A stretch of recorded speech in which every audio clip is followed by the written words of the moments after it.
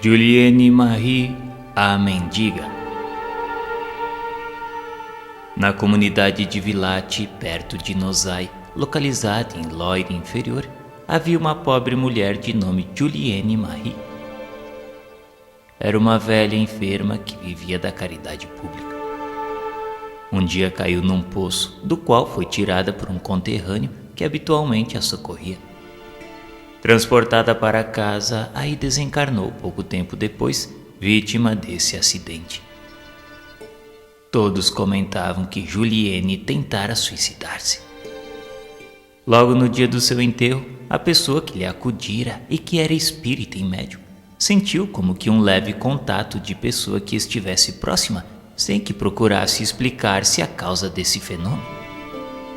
Ao ter ciência do trespasse de Juliane Marie, veio-lhe o pensamento a visita possível do seu espírito. A conselho de um seu amigo da Sociedade de Paris, a quem tinha informado da ocorrência, fez evocação com o fito de ser útil ao espírito, não sem que pedisse previamente o conselho dos seus protetores, que lhe deram a seguinte comunicação: poderás fazê-lo, e com isso lhe darás prazer, conquanto se torne desnecessário o benefício que tens em mente prestar-lhe. Ela é feliz e inteiramente devotada aos que se lhe mostraram compassivos. Tu és um dos bons amigos. Ela quase que não te deixa e contigo se comunica muitas vezes sem que o saibas. Cedo ou tarde os serviços são recompensados, e quando não sejam pelo próprio beneficiado, sê-lo-ão pelos que por ele se interessam, antes e depois da morte. Se acaso o espírito do beneficiado não tiver ainda reconhecido a sua nova situação, outros espíritos a ele simpáticos vêm dar o testemunho de sua gratidão. Eis aí o que te pode explicar a sensação que tiveste no dia mesmo da passagem de Juliane Marie. Agora será ela auxiliar-te na prática do bem. Lembra-te do que disse Jesus: aquele que se humilhar será exaltado. Tu verás o serviço que esse espírito poderá prestar-te, desde que lhe peças assistência com o intuito de ser útil ao próximo. Segue a comunicação.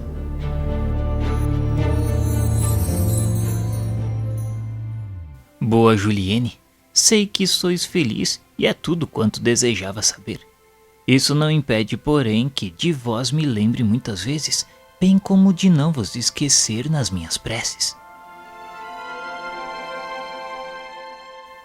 Tem confiança em Deus. Procura inspirar aos teus doentes uma fé sincera, porque assim alcançarás sempre o que desejares. Não te preocupes jamais com a recompensa, porque ela será sempre superior ao que podes esperar. Deus sabe recompensar justamente a quem se dedique ao alívio dos seus irmãos, inspirado por absoluto desinteresse. A não ser assim, tudo é ilusão, tudo é uma quimera. É preciso ter fé antes de tudo, pois de outro modo nada se conseguirá. Lembra-te dessa máxima e ficarás admirado dos seus resultados. Os 2 doentes que curaste são a prova do que te afirmo, pois no estado em que estavam, só com remédios nada teriam conseguido. Quando implorares permissão a Deus para que os bons espíritos te transmitam fluidos benéficos, se não sentires um estremecimento involuntário, é que a tua prece não foi bastante fervorosa para ser ouvida. É só nessas condições que a prece pode tornar-se valiosa. Nem outra coisa resulta de dizer: Deus Todo-Poderoso, Pai de bondade e misericórdia infinita, permiti que os bons espíritos me assistam na cura de determinada pessoa. Tende piedade dele, Senhor, restituí-lhe a saúde, porque sem vós eu nada posso fazer. Seja feita a vossa vontade. Tens feito bem em não desdenhar os humildes, meu irmão. A voz daquele que sofreu resignadamente as misérias desse mundo é sempre ouvida, e nenhum serviço deixa jamais de ser recompensado. Agora uma palavra a meu respeito. confirmativa do que acima te disse. O Espiritismo te explica a minha linguagem de espírito, sem que, aliás, me seja preciso entrar em minúcias a tal respeito. Outro sim, julgo inútil falar-te da minha existência anterior. A situação em que me conheceste na Terra far-te-á compreender e julgar as precedentes encarnações, nem sempre isentas de mácula. Condenada a uma existência miserável, enferma, inválida, mendiguei em toda a minha vida. Não acumulei dinheiro, e na velhice as parcas economias não passavam de uma centena de francos, reservados para a hipótese de ficar chumbada no leito, entrevada. Deus, julgando suficiente a expiação e a prova, deu-lhes um termo, libertou-me da vida terrestre sem sofrimentos, porquanto não me suicidei, como a princípio todos julgaram. Desencarnei subitamente à borda do poço, quando a Deus enviara da terra a minha última prece. Depois, pela declividade do terreno, meu corpo resvalou naturalmente. Não sofri ao dar-se o meu trespasse, e sou feliz por ter cumprido a minha missão sem vacilações, resignadamente. Tornei-me útil na medida das minhas forças, evitando sempre prejudicar os meus semelhantes.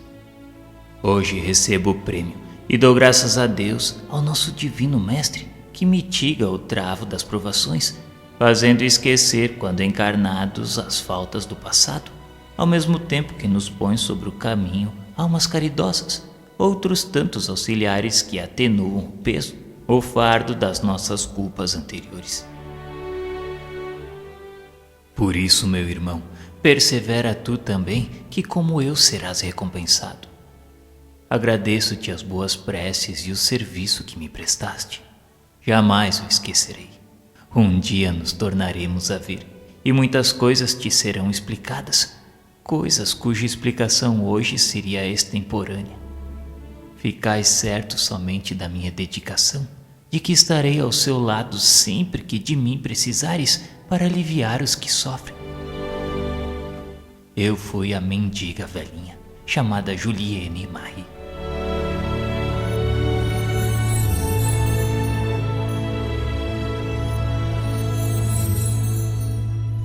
Evocado a 10 de junho de 1864 na Sociedade de Paris, o espírito de Juliene ditou a seguinte mensagem: Caro presidente, obrigada por quererdes admitir-me ao vosso centro. Previste sob o ponto de vista social a superioridade das minhas antecedentes encarnações, pois se voltei à terra com a prova da pobreza, foi para punir-me do vão orgulho com o qual repelia os pobres, os miseráveis. Assim passei pela pena de Talião, fazendo-me a mais horrenda mendiga deste país. Mas ainda assim, como que para certificar-me da bondade de Deus, nem por todos fui repelida. E esse era todo o meu temor. Também foi sem queixumes que suportei a provação, pressentindo uma vida melhor, da qual não mais tornaria o mundo do exílio e da calamidade. Ah, que ventura desse dia em que a nossa alma rejuvenescida pode franquear a vida espiritual para ir rever os seres amados. Sim, porque também amei e considero-me feliz pelo encontro dos que me precederam. Obrigada a esse bom amigo que me facultou a expressão do reconhecimento. Sem a sua mediunidade, eu não lhe poderia provar agradecida que minha alma não se esquece das benéficas influências de um coração bondoso, qual o seu, recomendando-lhe que procure progredir em sua divina crença. Já que ele tem por missão regenerar as almas transviadas, que fique bem certo do meu auxílio. E eu posso retribuir-lhe pelo cêntuplo do que por mim fez, instruindo-o na senda que percorreis. Agradecei ao Senhor o permitir que os bons espíritos vos orientem, a fim de animardes o pobre nas suas mágoas e deterdes o rico em seu orgulho. Capacitai-vos de quanto é vergonhosa a repulsa para com os infelizes, servindo-vos o meu exemplo, a fim de evitardes o retorno à terra em expiação de faltas nas dolorosas posições sociais que vos coloquem tão baixo a ponto de serdes considerado escória da sociedade. Lembra-te da recomendação que vou fazer e não te afastes dela jamais. Procura sempre ser caridoso na medida de tuas forças. Compreendes a caridade tal como deve ser praticada em todos os atos da vida. Não tenho necessidade, por conseguinte, de aconselhar-te uma coisa da qual podes tu mesmo ser o juiz. Todavia te direi que sigas a voz da consciência, a qual jamais te enganará, desde que a consulte sinceramente. Não te iludas com as missões a cumprir, pequenos e grandes, cada qual tem a sua missão. Penosa foi a minha, porém eu fazia jus a tal punição em consequência das precedentes existências, como confessei ao bom presidente da Sociedade Mater de Paris, que um dia vos há de congregar a todos.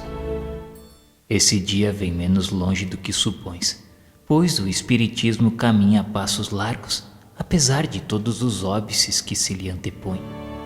Segui, pois, sem temores, fervorosos adeptos, segui que os vossos esforços serão coroados por outros tantos êxitos. Que vos importa o que de vós possam dizer? Colocai-vos acima da crítica irrisória, a qual recairá sobre os próprios adversários do Espiritismo. Ah, os orgulhosos! Julgam-se fortes, pensando poder aniquilar-vos.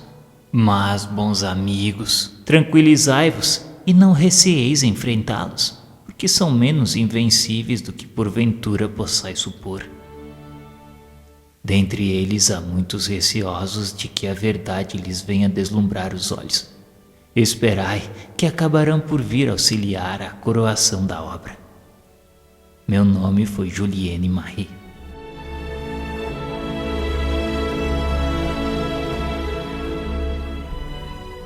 Nota!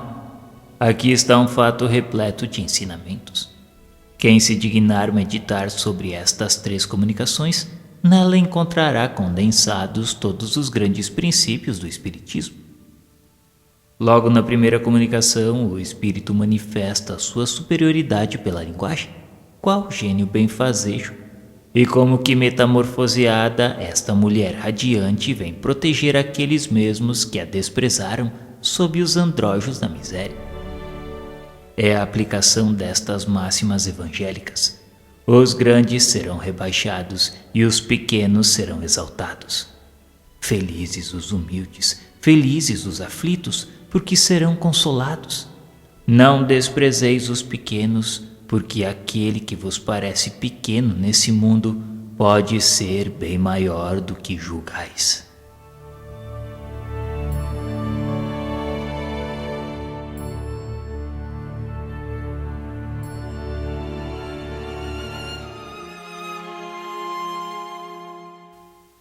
Max, o mendigo. Em 1850, numa vila da Baviera, morreu um velho quase centenário conhecido por Pai Max. Por não possuir família, ninguém lhe determinava a origem. Havia cerca de meio século que se invalidara para ganhar a vida, sem outro recurso além da mendicidade, que ele dissimulava procurando vender pelas herdades e castelos almanaques e outras miudezas. Deram-lhe a alcunha de Conde Max, e as crianças o chamavam somente pelo título, circunstância essa que o fazia rir sem agastamento. Por que esse título? Ninguém saberia dizê-lo. O hábito o sancionara. Talvez tivesse provindo da sua fisionomia, das suas maneiras, cuja distinção fazia contraste com a miserabilidade dos andrajos. Muitos anos depois da morte, Max apareceu em sonho à filha do proprietário de um castelo, em cuja estrebaria era outrora hospedado, porque não possuía domicílio próprio. Nessa aparição, disse ele: agradeço terdes lembrado do pobre Max nas vossas preces, porque o Senhor as ouviu. Já que quereis saber quem sou, vou satisfazer-vos, ministrando ao mesmo tempo e a todos um grande ensinamento.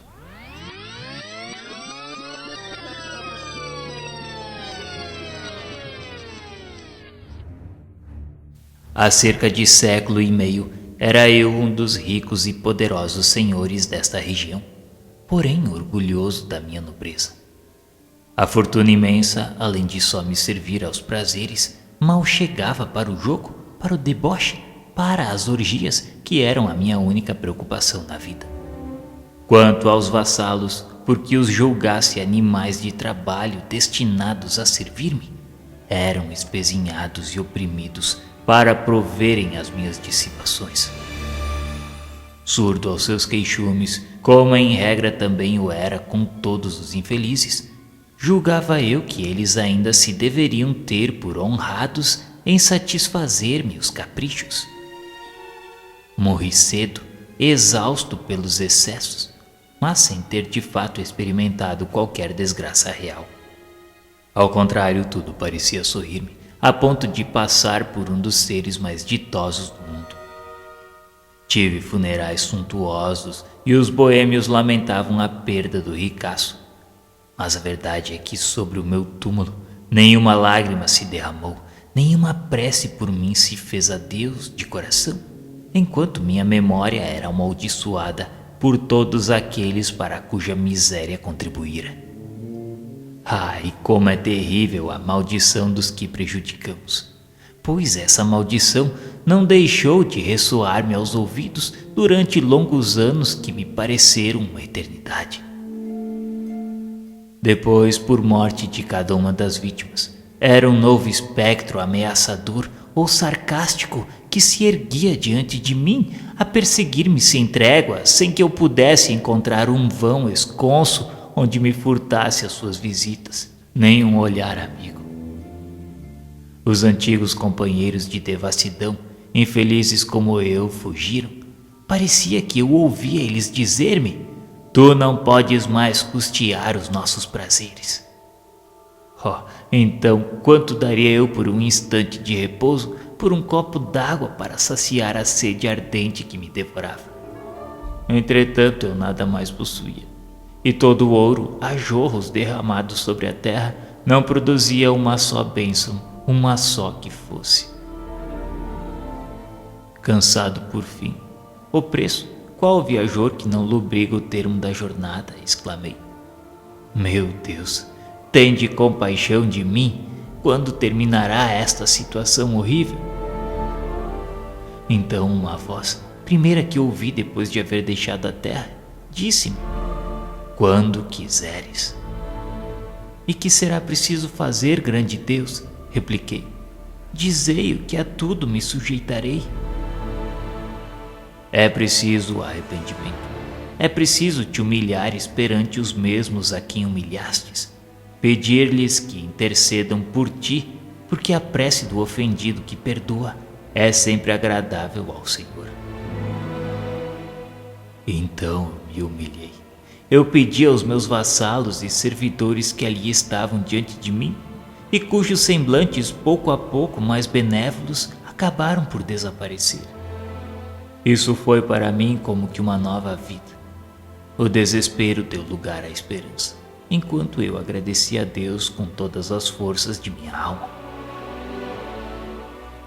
A voz ainda acrescentou: príncipe. Ao que respondi: não há aqui outro príncipe senão Deus, o Deus onipotente que humilha os soberbos. Perdoai-me, Senhor, porque pequei, e se tal for a vossa vontade, fazei-me servo dos meus servos. Então, alguns anos depois, reencarnei numa família de burgueses pobres. Ainda criança, perdi meus pais e fiquei só no mundo, desamparado. Ganhei a vida como pude, ora como operário, ora como trabalhador de campo, mas sempre honestamente, porque já cria em Deus. Mas aos 40 anos fiquei totalmente paralítico, sendo-me preciso daí por diante mendigar por mais 50 anos por essas mesmas terras de que fora o absoluto Senhor.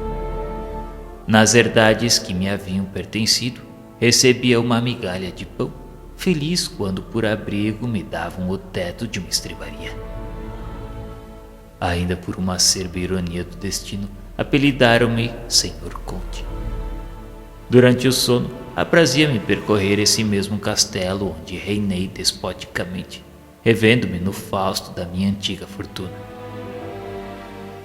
Ao despertar, sentia de tais visões uma impressão de amargura e tristeza, mas nunca uma só queixa se me escapou dos lábios. E quando a Deus aprouve chamar-me, exaltei a sua glória por me haver sustentado com firmeza e resignação numa tão penosa prova, da qual hoje recebo a recompensa. Quanto a vós, minha filha, eu vos bendigo por terdes orado por mim.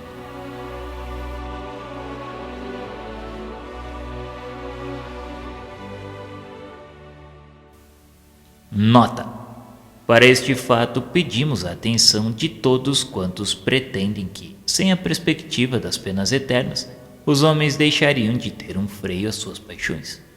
Um castigo como este do pai Max será porventura menos profícuo do que essas penas sem fim, nas quais hoje ninguém acredita?